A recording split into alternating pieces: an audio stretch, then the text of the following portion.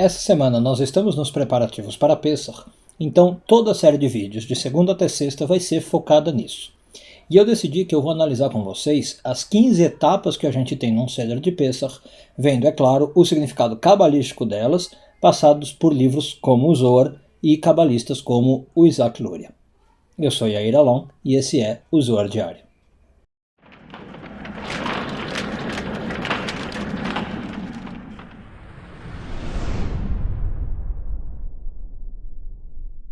Essa semana estamos nos conectando com a energia de Pêssar, não existe então uma leitura da Torá especial, a gente vai ficar falando sobre a festa, ensinamentos sobre isso. Bom, como eu falei na vinheta, antes da vinheta, a gente tem para a festa de Pêssar, o chamado Seder de Pêssar, 15 passos que a gente faz para realizar o mandamento da Torá, para cumprir a festa como se deve. Esses 15 passos pela Kabbalah são mais do que 15 passos rituais obrigatórios, são 15 passos que nos conectam com a espiritualidade, são 15 passos que nos ensinam alguma coisa sobre o mundo espiritual. Então eu vou analisar, uns 2 a 4 por dia, até que sexta-feira a gente chegue nos 15. Hoje eu queria analisar os 4 primeiros passos com vocês. O primeiro passo se chama Kadesh. A gente começa então o ritual, na verdade quase todos os rituais, mas aqui especificamente é o primeiro passo, santificando o vinho. Bom, o que significa Kadesh em hebraico? Mais do que santificar o vinho, é santificarmos a nós mesmos. E o que significa santificar-se? Para Kabbalah, santificar-se é de certo modo uma linguagem de separar-se, de isolar-se. De quê? De tudo que nos faz mal, de tudo que é negativo. Comportamentos negativos que a gente tem, hábitos que a gente quer eliminar, talvez um ambiente meio insalubre onde a gente vive ou onde a gente frequenta. O Kadesh, o santificar-se, envolve eu começar a me afastar disso, eu começar a sair de perto dessa energia, porque essas coisas obviamente me influenciam. Outra coisa, claro, a santificação na Kabbalah vem quando a gente faz atos que nos conectam com Deus, com a espiritualidade, que a gente chama de mitzvot. Então quando eu estou preocupado em fazer atos que revelam luz, atos que seguem uma tradição, atos que seguem o que eu acredito ser verdade, isso também é uma forma de santificação. Bom, o segundo passo se chama Urhatz. A gente faz uma lavagem das mãos, nesse momento ainda sem a bênção, depois vai ter outra lavagem com a bênção. Qual que é a lavagem aqui? Bom, aqui a lavagem é quase que talvez a menos simbólica dos passos, é super literal. Lavar significa limpar, eu quero tirar de mim, é muito ligado ao Kadesh. Eu quero tirar de mim as coisas negativas, as coisas sujas, não no sentido físico, eu não estou lavando a mão da minha sujeira física, eu estou lavando da sujeira espiritual. Eu estou querendo então entrar para todo o ritual que vai seguir depois desses 2 passos num estado de pureza. Então, são aí os 2 primeiros passos, Kadesh, Urhatz. O terceiro passo se chama Karpas. O Karpas é basicamente o quê?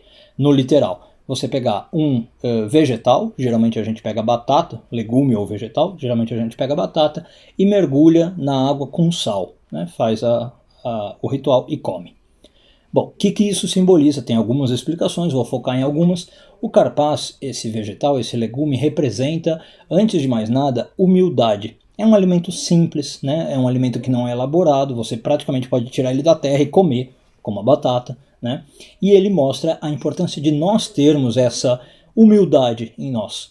De a gente não se achar a última bolacha do pacote, de a gente saber que a gente está sempre num caminho de evolução, que a gente não é perfeito, que a gente tem falhas, que a gente está se corrigindo.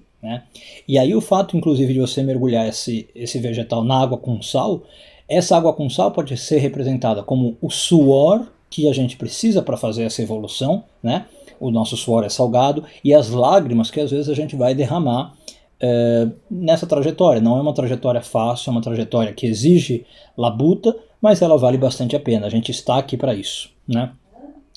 Outra coisa que alguns cabalistas dizem é que a gente pode aprender do Karpas também, que muitas vezes, não muitas vezes, mas às vezes na vida, a gente vai ter o quê? Momentos de dificuldade em que eu não tenho abundância, que eu não tenho riqueza, não tenho muita comida, por exemplo, na minha mesa. Deus nos livre, tomara que não aconteça. Mas pode acontecer de às vezes o que eu tenho para comer é um vegetal.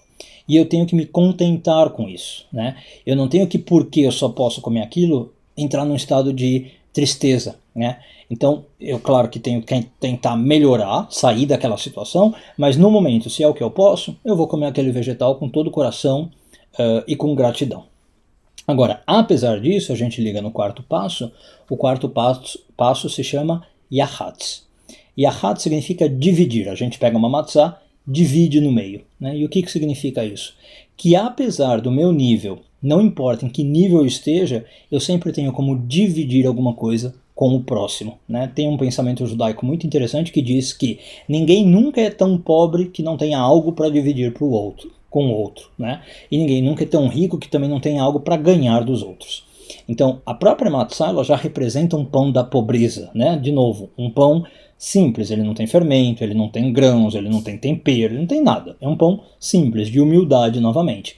E mesmo assim, o que esse passo do Yahatz está pedindo para que a gente lembre? O compartilhar, né? Eu divido o que eu tenho, não importa que seja um pão simples, um pão de pobreza, e eu penso no outro. Nesse sentido, vou encerrar o vídeo de hoje ligando esses 4 passos, né? Eu acho que uma vez que a gente faz o Kadesh Urhatz, ou seja, a gente se santifica, se limpa de alguns pecados, a gente pode ter certeza que a nossa comida está garantida, mesmo que ela não seja necessariamente farta, né? Mas não vai nos faltar nada, isso é o Karpaz, e tanto não vai nos faltar nada que a gente ainda vai conseguir sempre estar ajudando os outros, compartilhando o que a gente tem com os outros, dividindo com o próximo. Um bom dia a todos e tudo de bom.